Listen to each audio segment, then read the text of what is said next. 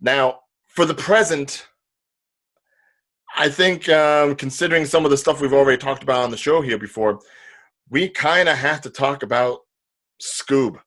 We do. We do. We really do. I think. It did come out this past Friday. Um, you know what? You've watched it as well. I've watched it, and I'm going to throw something out there that I wonder if whether or not you can agree on this. Mhm. Scoob is not so much a Scooby-Doo movie. I agree with that. Yeah. Now, by far and means, this is not me going ahead and disparaging the movie in any way. If anything, I actually found it very enjoyable. And in fact, we're probably going to be doing a little bit of a spoilers review here. So if you don't necessarily want to hear that part, then go ahead and skip to the end of the show or something like that. But you can't really talk about Scoob without talking about how little of a Scooby-Doo, where are you sort of setup it is. And you have to talk about all the other things that this movie is, because this Scoob is essentially an amalgamation of almost every type of Scooby-Doo we've gotten, and yet is so far away from being a traditional Scooby-Doo movie. It felt more like a superhero movie than it felt like a Scooby-Doo film. Like they really, the only part where there was a mystery really seemed like the beginning where they were getting together. After that, it was just like, oh, he joins the Blue Falcon and they have to find this treasure and blah blah blah. Yeah, that's the thing. It's felt more like a treasure hunt, and as far as like the mystery of what's going on, look, let me set up the scenario. So it starts off where you see the origin of Scooby and Shaggy, how they meet, which apparently is modern times because Shaggy has a touch pad cell phone, smartphone. So I'm guessing this probably takes place at least In the last 10 to 12 years ago, if we're saying things are modern here. Um, and he meets Scooby, who's just, and this all takes place in Venice Beach, not in Coolsville, not in any scenario where we've seen the Scooby gang before. Venice Beach. I'm like, okay, so they're definitely Californians. That makes sense. We see them get together. They meet apparently on Halloween because they're shortly getting dressed for Halloween, like no more than like 5 minutes later. And that's when they meet Fred and Daphne and Velma, and they just happen to meet up at a haunted house, and they find that a ghost isn't a ghost, and blah, blah, blah, blah, blah. And that's all a pup named Scooby-Doo right there. We didn't get the kind of humor that we normally got with the show, but, I mean, that was the initial setup, and that's how a lot of it has been shown in promos. Everything we get after that is nothing like Scooby-Doo. None of it. No. And can I just address this one point coming up? Go ahead. Why did they pick, I can't think of his name, but why did they pick that celebrity to be the guest celebrity of... Oh, Simon Cowell? Simon Cowell, yeah. That's like, because they no idea. Associate with a famous guy from 15 years ago. Well, to be fair, that was kind of like more in line with Scooby-Doo stuff, because if you look at the Scooby-Doo movies, like the actual television show, the Scooby-Doo movies, when you had like Sonny and Cher and Phyllis Diller and stuff like that, Don Knotts, it was always kind of like celebrities that were like past their prime to an extent or weren't as necessarily popular at that moment. So you could kind of say that, yeah, Simon Cowell being in this movie makes some sense. Even if you look at Scooby-Doo now, there was a Scooby-Doo series that came out, I think, sometime last year called Scooby-Doo and Guess Who? Okay. And that primarily had, like, every episode had, like, a special guest star on it. Some of them a little bit more modern, and then some of them were out of left field, like the episode where Urkel shows up with the Scooby Gang. Okay. Not Jaleel White, per se, but it is voiced by him. But I'm talking Urkel. Urkel with Scooby-Doo. So at that point, anything is possible. But yes, as far as this movie is concerned, it takes like the celebrity cameos from the Scooby-Doo movies. It takes a pup named Scooby-Doo. It takes the fact that there's actual supernatural elements from like the Scooby and Shaggy things like the Reluctant Werewolf and the 13 Ghosts. it even makes some of the characterizations that we see of these characters similar to that of the live action movies, because as far as Daphne, Daphne is not the I guess uh, damsel in distress that she usually was in like the earlier versions. She's actually a little bit more impactful. She's a little bit more helpful. Um, and yet, throughout all this, there's really no mystery. There's barely a guy in a mask.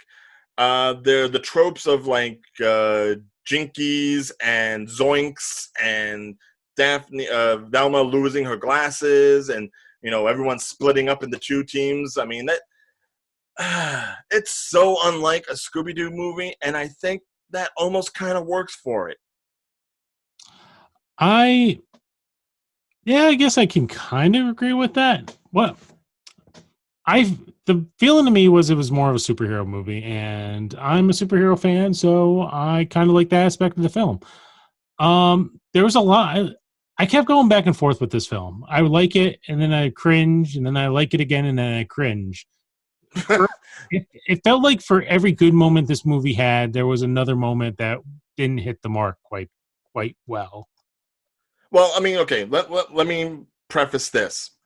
The bad parts of this film is not so much the modernization of the Scooby Gang, but it's the traditional studio stuff of trying to make the characters on screen hip, young, and relatable. No, actually, that didn't bother me, and that was That didn't bother you? No, I saw Dan Murrow's review as well, where he was like, "Oh, bringing up millennials and bringing up toxic masculinity." And I'm like, "Yeah, I heard that stuff in there, but it didn't." Technically, they're not even millennials. Those are definitely Gen Z people. The Scooby Gang. I don't know how they became that, because I mean, Shaggy even says, like in that little speech when they're on the island, 10 years ago, I met my best friend. So right. If we're talking that means they were kids/teenagers, maybe preteens, back in 2010. But yeah, no, I get the point you're saying here. I'm just again, it's just for me personally, that stuff. And I'm a 35-year-old man at this point, so not to say I'm cool and hip and stuff. I'm losing touch. With two 30-year-olds talking about a Scooby-Doo movie, I get that point, but at the same time, actually, if anything bothered me, strangely enough, it was trying to go back to the old Scooby-Doo stuff. The Scooby-Doo old school Hanna-Barbera sound effects kind of irritated me at times. Doing the old school cartoon like switcheroo where they throw in a costume and they trick the robots and stuff, that was like, eh. Well, that was darling over at the bowling alley when they were trying to like just hold off the little like scorpion/baby bots. Yeah, that part I thought was cheesy. And that's what Scooby-Doo is, though. That's the thing. I mean, I can appreciate them like going back to like some of the old tropes and really like, utilizing them in any kind of sense that makes the plot flow, because they're at the bowling alley. There's a snack stand, sure. Even the stuff when they're on the Falcon Fury and they go through and raid the fridge and they do like the whole big ice cream thing with like the pepper. That didn't bother me. That felt like on point with the characters, and I think that worked. But I think some of the cartoonish stuff that they've done in the 60s, I just didn't feel worked too well with this movie, especially at times where they're like pulling on heartstrings and stuff. I teared up for Muttley in this film. Oh God, yeah. Okay, no, okay. We got to talk about Dick Dastardly. All right. So, unlike traditional Scooby-Doo movies where you don't know which one the villain is until like the clues start popping up, we get our villain right away, and it's Dick Dastardly, as in the Dastardly and Muttley cartoons, as in Wacky Races, as in Laugh Olympics. It was one of those things where it was a very great performance by Jason Isaacs as Dick Dastardly, I have to say. As far as any of the voice cast, him doing Dick Dastardly was probably the easiest to gleam onto, because he just does villains well when he's portrayed them in movies, and that really just shined right through for this, although cartoonish, but certainly overall pure bad guy. And then when you have to see him worrying about like Muttley, of all characters, his like partner, and yet the bane of his existence, I'm like, holy shit, I actually care. Yeah, I've never cared about this character when he was ever in the cartoons or in any form. I think Here, I care about Dick Dastardly and Muttley. I never thought I'd see that. I think because if you watch, and I watched Wacky Racers back in the day. I'm assuming you did too. So Well, you yeah, we talked about it back when we were talking about Apare Ramen. Yeah, so we know the characters. We know that the pairing is Dick Dastardly and Muttley. So the fact that like you don't see Muttley around, and suddenly like this very evil character is talking so sadly about his old partner, it's like, no, not Muttley.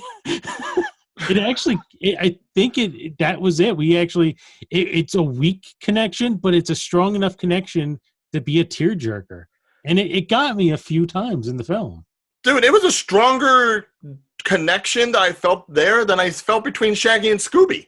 Yeah, And we was, saw their origin in this movie, and yet I cared more about Dastardly and Muttley. and I think that was another problem with the film too. I think they were trying to set up this film to start other things. We talked about that in another podcast, but it's like they were just building upon building just to get to an end. It's like when you make a plot point in the last 5 minutes of the movie and then negate that same plot point within the next minute or two, what was the point of it?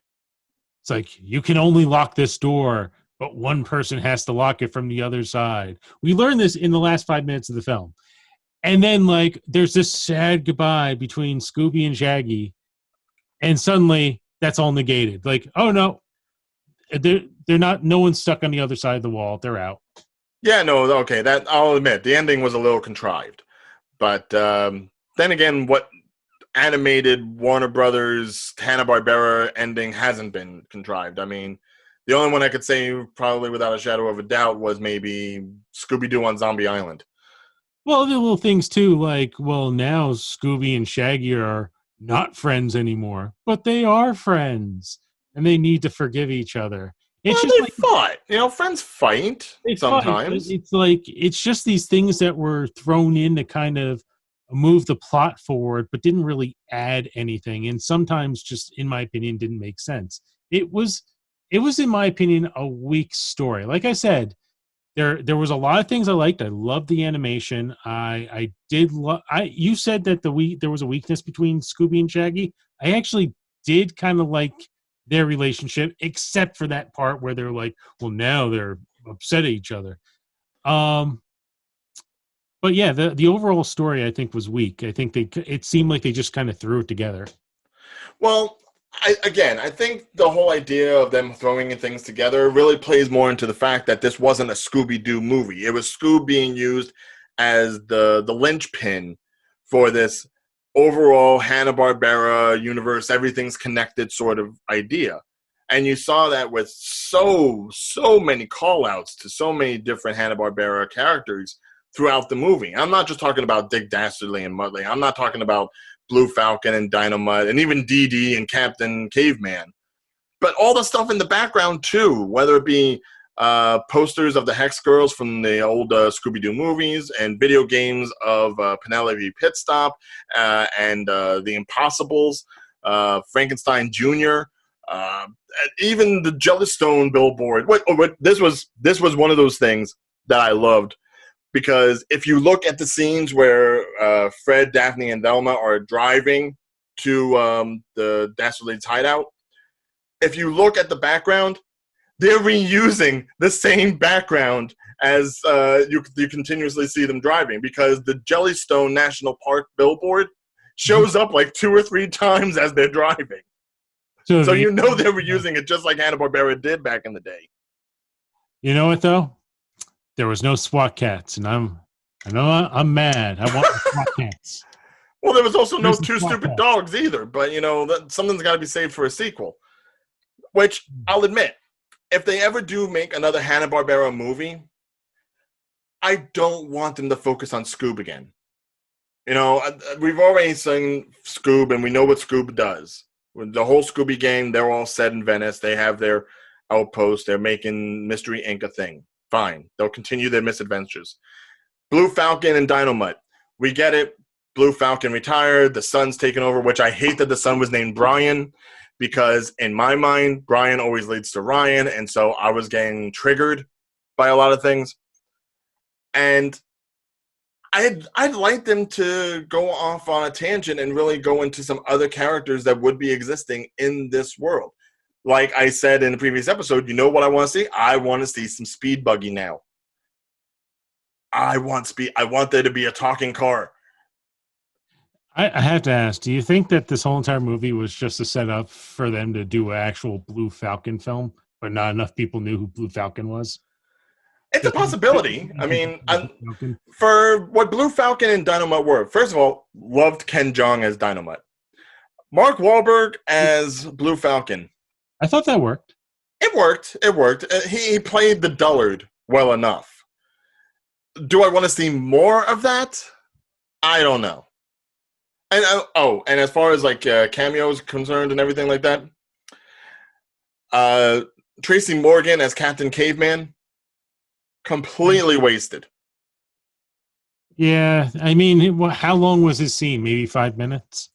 There was no reason for it, and it just sounded like Tracy Morgan. It wasn't even him trying to be like Captain Caveman in a sense.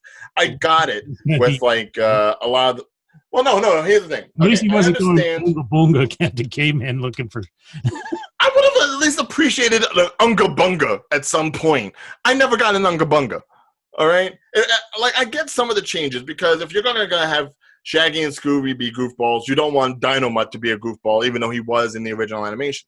So you make him the smart one. Fine. If he's going to be the smart one, that means you have to have a counterpart in the dumb one. That's where Brian, the new Blue Falcon, comes into play. Fine. I get that. There is no reason we couldn't have a more prehistoric Captain Caveman. Instead, we've got Captain Caveman that just sounds like, a dude bro. Like I said, they didn't really put a lot of thought in this film, and he was a wasted character. It's like that's like the biggest waste, unfortunately, in my mind. But as far as like an overall movie, it's an entertaining movie. It's just if you go into it thinking it's going to be like the hundreds of other Scooby-Doo straight-to-video movies that you have seen, or any of the Scooby-Doo episodes that you can see on any of the television shows, you might be a little disappointed. But if you're going into it because it's like an homage to all Hanna-Barbera-ness, which, mind you, Hanna-Barbera probably doesn't get as much credit or recognizability in this day and age as it had maybe back in the 90s, 80s, 70s, 60s, then I think you'll find a lot of stuff to enjoy. Hey guys, did you like what you saw in that video? Then please feel free to subscribe to us on YouTube, as well as hit that bell to get notified of future videos. And if you liked what you heard in this episode, you can actually listen to the full episode right now on Spotify, Apple Podcasts, and Podbean. Until next time, guys, bye-bye.